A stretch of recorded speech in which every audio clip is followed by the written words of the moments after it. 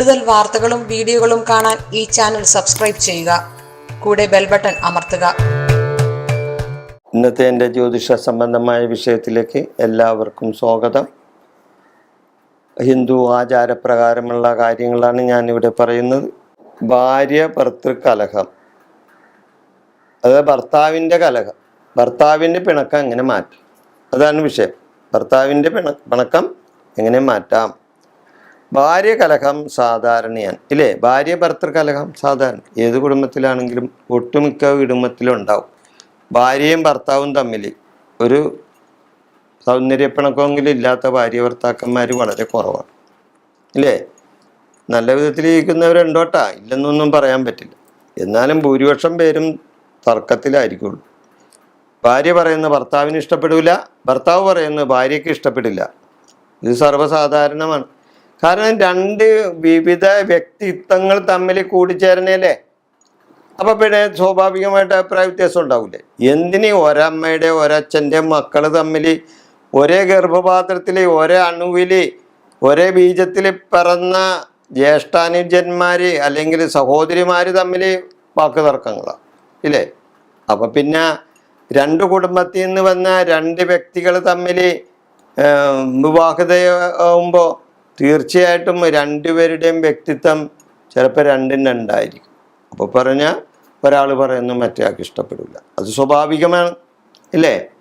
അപ്പം അതിനെന്താണ് ചെയ്യേണ്ടത്? ചില വിട്ടുവീഴ്ചകൾ ചെയ്ത് മുന്നോട്ട് പോകണം. അപ്പോഴാണ് ആ കുടുംബത്തിൽ കുടുംബ ഭദ്രത ഉണ്ടാവുള്ളൂ. ഇല്ലെങ്കിൽ രണ്ടുപേരും വാളും കുരിശും എടുത്ത് അല്ലെങ്കിൽ വാളും പരിചയെടുത്ത് തമ്മിൽ തല്ലി നിന്നാൽ അവിടെ കുടുംബം തകർന്നു പോകും. ആ കുടുംബം തകർന്നു പോകാൻ പിന്നെ വേറെ കാര്യമൊന്നും വേണ്ട. ഭാര്യ ഭർത്താക്കന്മാർ തമ്മിലുള്ള അതല്ല ഇന്ന് എന്തെല്ലാം കാര്യങ്ങളാണ് നമ്മുടെ ലോകത്ത് നടക്കുന്നത് ഇല്ലേ? ഭാര്യ ഭർത്താവിനെ വെട്ടിക്കൊല്ലുന്നു, ഭർത്താവ് ഭാര്യയെ വെട്ടിക്കൊല്ലുന്നു, അങ്ങനെ എന്തെല്ലാം കാര്യങ്ങൾ. അപ്പോൾ അതെന്താണ്? ഇതൊക്കെ ഭാര്യ ഭർത്തൃ കലഹം മൂലം ഉണ്ടാകുന്നതാണ്. അപ്പോൾ ഭാര്യ ഭർത്തൃ കലഹം എങ്ങനെ മാറ്റാം, ഭാര്യയുടെ അല്ലെങ്കിൽ ഭർത്താവിൻ്റെ പിണക്കം എങ്ങനെ മാറ്റാം എന്നാണ് നമ്മുടെ വിഷയം. കുടുംബത്തിൽ പ്രശ്നങ്ങൾ പല വിധത്തിൽ വന്നുകൊണ്ടിരിക്കും. ഒരു കാര്യമുണ്ട്, പല വിധത്തിലും പ്രശ്നങ്ങൾ വരും. ഇന്നിൻ്റെ കാര്യം കൊണ്ട് ആണ് ഒരു കുടുംബത്തിൽ പ്രശ്നം ഉണ്ടാകുന്നതെന്നല്ല. അപ്പം എന്താ ചെയ്യേണ്ട? ആ സമയത്ത് ഒന്ന് താന്നു കൊടുക്കണം. ആരെങ്കിലും ഒരാൾ ഒന്ന് താന്നു കൊടുത്താൽ അപ്പോൾ അവിടെ ആ പ്രശ്നം തീരും.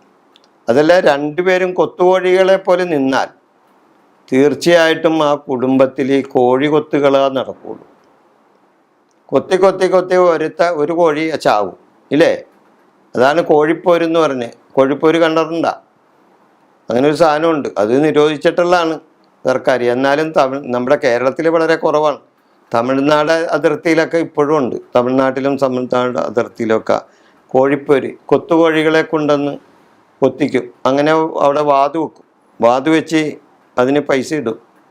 അതായത് ചീട്ടുകളി നടത്തുന്നതിന് പോലെ അവിടെ അങ്ങനെ ഒരു പരിപാടിയുണ്ട്. അപ്പോൾ അത് അല്ല ഇവിടെ വിഷയത്തിൽ നിന്ന് മാറുന്നില്ല. അപ്പോൾ ഭർത്താവിൻ്റെ പിണക്കം എങ്ങനെ മാറ്റാം?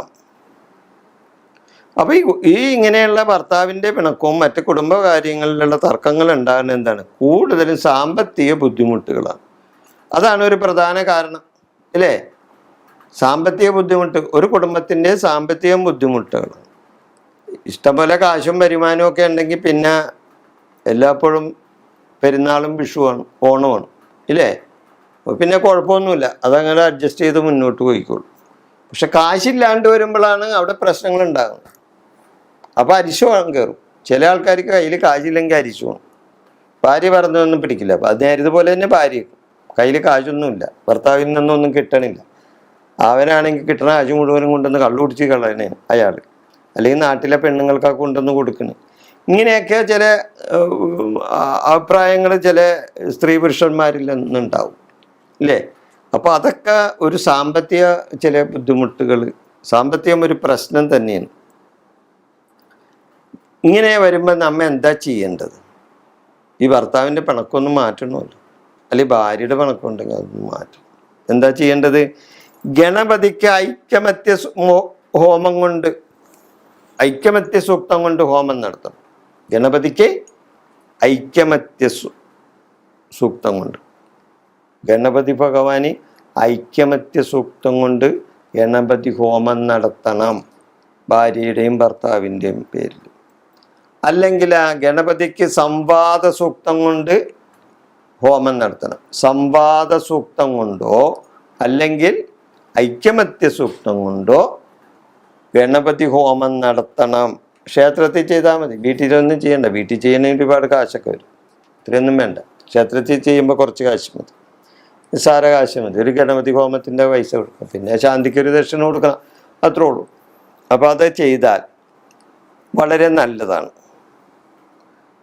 അതേപോലെ തന്നെ ഗണപതിക്ക് ഐക്യമത്യ എന്തുകൊണ്ട് ലക്ഷ്മി നാരായണ പൂജ നടത്തണം. ക്ഷേത്രത്തിൽ ലക്ഷ്മി നാരായണ പൂജ നടത്തിയാൽ വളരെ നല്ലതാണ്. സ്ത്രീകൾ ശിവശക്തി ഐക്യരൂപിണിയെ നമ എന്ന് 108 പ്രാവശ്യം ചൊല്ലണം. സ്ത്രീകൾ എന്താ ചെയ്യേണ്ടത്? ഓം ശിവശക്തി ഐക്യരൂപിണിയെ നമ, ഓം ശിവശക്തി ഐക്യരൂപിണിയെ നമ എന്ന് നല്ല പോലെ പ്രാർത്ഥിക്കണം, ഭർത്താവിൻ്റെ പിണക്കം മാറിക്കിട്ടാനായിട്ട്. അതേപോലെ തന്നെ സ്ത്രീകൾ പതിവശ്യയന്ത്രം യഥാവിധി പ്രകാരം എഴുതി പൂജിച്ച് ധരിച്ചാൽ വളരെ നല്ലതാണ്. പതിവശ്യയന്ത്രം അതായത് അകന്ന് നിൽക്കുന്ന ഭർത്താവിനെ അടുപ്പിച്ചു കൊണ്ടുവരുവാൻ ഉള്ളതാണ്. പതി എന്ന് പറഞ്ഞാൽ ഭർത്താവ് ഇല്ലേ? പതിവശ്യ, ഭർത്താവിനെ ആകർഷിക്കാം. അങ്ങനെ പതിവശ്യയന്ത്രം എഴുതി ധരിച്ചാൽ തീർച്ചയായിട്ടും അവിടെ അവർ തമ്മിലുള്ള ഭാര്യ ഭർത്താക്കർ തമ്മിലുള്ള അകൽച്ച മാറിക്കിട്ടും. അപ്പോൾ ഇങ്ങനെയുള്ള കാര്യങ്ങൾ ചെയ്താൽ ഒന്ന് ഗണപതിക്ക് ഐക്യമത്യ സൂക്തം കൊണ്ടോ സംവാദ സൂക്തം കൊണ്ടോ ഹോമം നടത്തണം. അതോടൊപ്പം ലക്ഷ്മി നാരായണ പൂജ നടത്താം. സ്ത്രീകൾ ശിവശക്തി ഐക്യരൂപിണിയെ നമ എന്ന് 108 ചൊല്ല. പതിവശ്യയന്ത്രം എഴുതി ധരിക്കും. ഇങ്ങനെയൊക്കെ ചെയ്താൽ ഭർത്താവിൻ്റെ അകൽച്ച മാറിക്കിട്ടും. വിഷയം ഞാനിവിടെ അവസാനിപ്പിക്കുന്നു. നന്ദി, നമസ്കാരം.